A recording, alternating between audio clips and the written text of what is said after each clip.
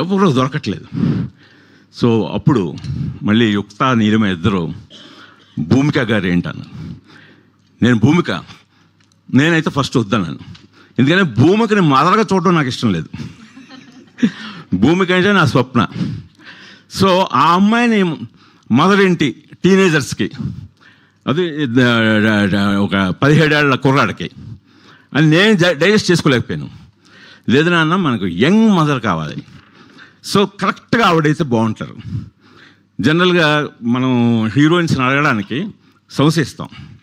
నేను కూడా చాలా డౌట్ పడ్డాను, అసలు నన్ను కొడతాదేమో అమ్మాయి, నేను ఇలా మదర్ క్యారెక్టర్ అనేసరికి భయం వేసి అడిగాను.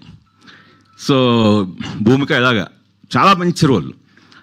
అంటే ఖచ్చితంగా నేను ఒకటి చెప్తున్నాను, ఒక్కడిలో స్వప్న అనే క్యారెక్టర్ తోటి నువ్వెంతటి రెస్పెక్ట్, ఎంతటి అప్లాజ్ గెయిన్ చేసావో దానికి రెట్టింపు ఈ సినిమాతో గెయిన్ చేస్తావు, అదైతే చెప్పగలను నేను. అలాగే నీ పెర్ఫార్మెన్స్కి కూడా విపరీతమైన స్కోప్ ఉంది. పెర్ఫార్మెన్స్ ఓరియంటెడ్ అంటే స్క్రిప్ట్ పంపింది, ఫుల్ స్క్రిప్ట్ పంపించాను అమ్మాయికి.